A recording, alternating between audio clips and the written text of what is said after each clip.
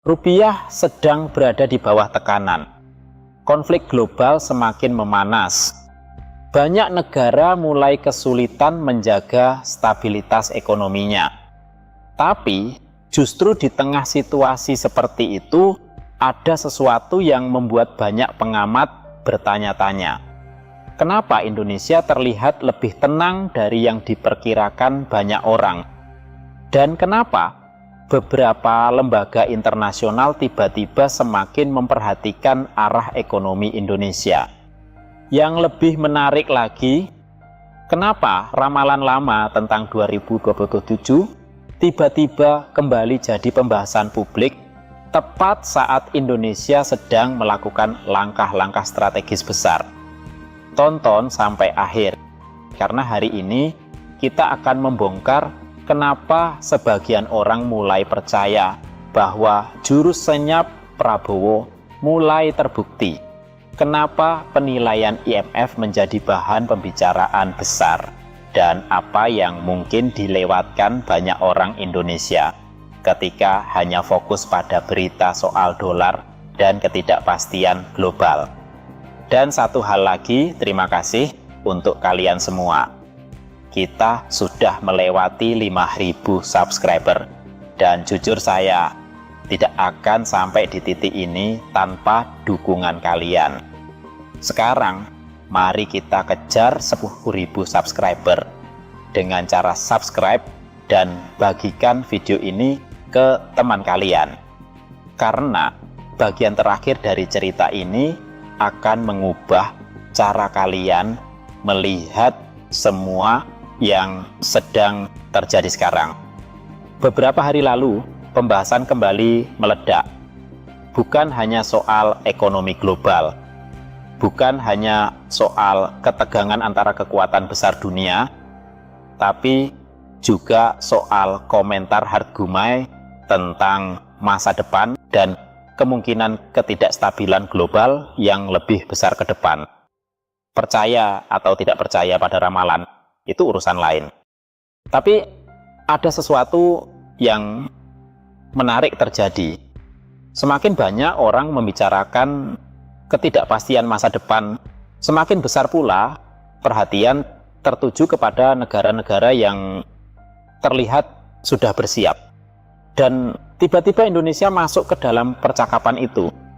Sekarang pikirkan ini, kalau dunia benar-benar semakin tidak pasti, dalam beberapa tahun ke depan, negara mana yang akan bertahan paling kuat? Negara yang bergantung pada pihak lain, atau negara yang mulai memperkuat diri sebelum masalah besar datang? Disinilah cerita ini mulai menarik. Karena saat banyak orang sibuk berdebat di media sosial, Indonesia diam-diam bergerak, sangat diam. Dan sebagian orang mengatakan, justru karena itulah banyak pengamat mulai memperhatikan. Ingat pertanyaan ini, kenapa tiba-tiba begitu banyak orang membicarakan posisi Indonesia pada 2027? Simpan dulu pertanyaan itu, karena nanti kita akan kembali ke sana. Pertama, lihat apa yang sedang terjadi. Ya, di seluruh dunia, banyak pemerintah sedang menghadapi tekanan. Tekanan energi, tekanan perdagangan, tekanan mata uang, tekanan keamanan. Setiap keputusan besar menjadi semakin rumit. Namun, pendekatan Indonesia terlihat tetap konsisten. Menjaga hubungan dengan banyak kekuatan besar, menghindari jebakan rivalitas global, fokus pada ketahanan pangan, fokus pada ketahanan energi, fokus pada pembangunan industri, dan memperkuat daya tahan dalam negeri. Kedengarannya sederhana, tapi dalam geopolitik, hal yang terdengar sederhana seringkali justru paling sulit dijalankan. Karena setiap kekuatan besar ingin negara lain memilih pihak.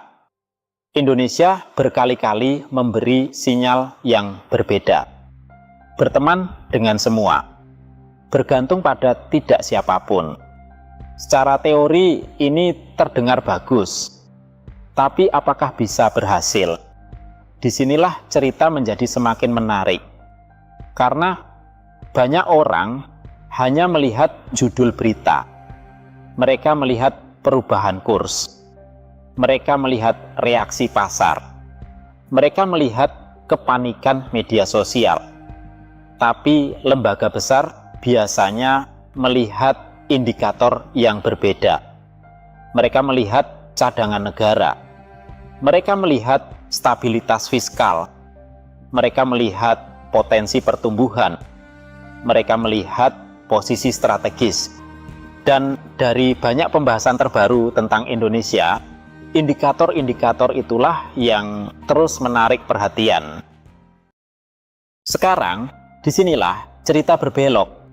Selama bertahun-tahun, para pengkritik mengatakan Indonesia terlalu bergantung pada ekspor bahan mentah, nikel, batu bara, kelapa sawit, dan komoditas lainnya. Argumennya sederhana. Selama Indonesia mengekspor sumber daya mentah dan mengimpor barang jadi, nilai yang diterima negara ini jauh lebih kecil. Lalu, apa yang terjadi? Indonesia mulai mendorong hilirisasi industri. Bukan lagi mengekspor semuanya dalam bentuk mentah. Lebih banyak diproses di dalam negeri. Lebih banyak nilai diciptakan di dalam negeri. Industri dibangun. Lapangan kerja dibuka. Posisi tawar diperkuat. Masuk akal. Tapi tidak semua orang menyukainya. Kenapa? Karena setiap kali sebuah negara naik kelas dalam rantai nilai, keunggulan pihak lain pasti terganggu. Dan itulah sebabnya kebijakan seperti ini mendapatkan begitu banyak perhatian internasional. Sekarang tunggu dulu. Karena bagian berikutnya terhubung langsung dengan judul video ini. Banyak orang menggambarkan pendekatan Prabowo sebagai jurus senyap, bukan karena tidak ada yang terjadi, tapi karena banyak langkah besar terjadi sebelum publik benar-benar menyadarinya. Coba pikirkan, program ketahanan pangan, inisiatif energi, perluasan industri, modernisasi pertahanan, diplomasi strategis. Hal-hal seperti ini biasanya tidak setiap hari mendominasi media sosial. Tapi semua itu langsung memengaruhi kemampuan sebuah negara untuk menghadapi guncangan besar di masa depan. Dan itu membawa kita kembali pada pertanyaan tadi. Kenapa pembahasan tentang 2027 tiba-tiba semakin besar? Karena banyak orang mulai membandingkan dua kemungkinan yang sangat berbeda. Satu kemungkinan mengatakan ketidakpastian akan meningkat. Kemungkinan lain mengatakan Indonesia sedang menjadi lebih siap. Dua narasi ini sekarang sedang bertabrakan. Dan banyak penonton di mana-mana menanyakan hal yang sama. Mana yang akan terbukti benar? Sebelum menjawab itu, ada hal lain yang perlu diperhatikan. Lihat komentar-komentar yang muncul di media sosial Indonesia. Banyak dari mereka tidak sedang bicara politik. Mereka bicara tentang daya tahan bangsa. Mereka mengatakan Indonesia pernah selamat dari krisis sebelumnya. Mereka mengatakan Indonesia harus tetap tenang. Mereka mengatakan Indonesia harus fokus memperkuat diri, bukan panik. Setuju atau tidak dengan semua komentar itu, ada satu pola yang terlihat jelas. Rakyat semakin banyak membicarakan kesiapan nasional. Dan kesiapan itulah yang menentukan hasil ketika ketidakpastian datang. Pikirkan seperti badai. Badainya memang penting, tapi persiapan juga penting. Kadang bahkan lebih penting. Itulah sebabnya pertahanan, pangan, energi, dan stabilitas ekonomi terus muncul dalam pembahasan. Bukan karena rakyat ingin konflik, tapi karena rakyat ingin keamanan. Dan keamanan dimulai jauh sebelum krisis benar-benar datang. Sekarang mari kita kembali ke sudut IMF yang begitu banyak menarik perhatian. Kenapa ini penting? Karena banyak penonton melihat pengakuan internasional sebagai sinyal penting. Ketika lembaga besar mengakui daya tahan suatu negara, orang-orang memperhatikan. Ketika Indonesia mendapat perhatian positif di tengah kondisi global yang sulit, orang-orang memperhatikan. Ketika proyeksi tetap terlihat cukup stabil, meski dunia penuh ketidakpastian, orang-orang memperhatikan. Dan semua itu menciptakan perubahan psikologis yang kuat. Daripada bertanya, apakah Indonesia bisa bertahan? Sebagian orang mulai bertanya, seberapa kuat Indonesia bisa menjadi kalau strategi ini terus berlanjut? Itu percakapan yang sangat berbeda. Dan itulah mengapa topik ini terus mendapatkan momentum. Tapi kita belum selesai. Ingat pertanyaan dari awal. Kenapa pembahasan 2027 begitu menarik perhatian? Ini alasannya. Sebenarnya ini bukan hanya soal ramalan. Ini soal persiapan. Ramalan menarik perhatian, tapi persiapan menentukan kenyataan. Siapapun bisa membuat prediksi, tapi bangsa dinilai dari tindakannya.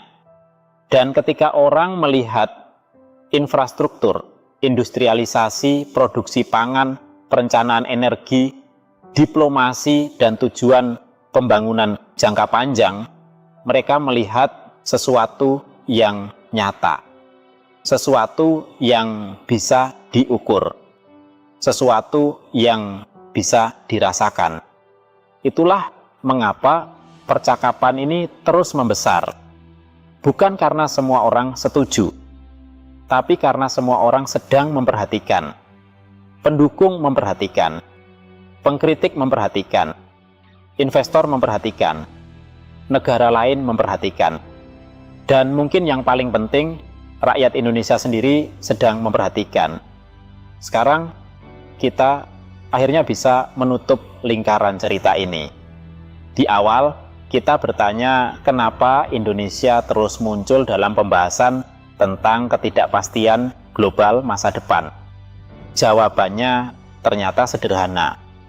Karena ketidakpastian membuat persiapan menjadi semakin berharga.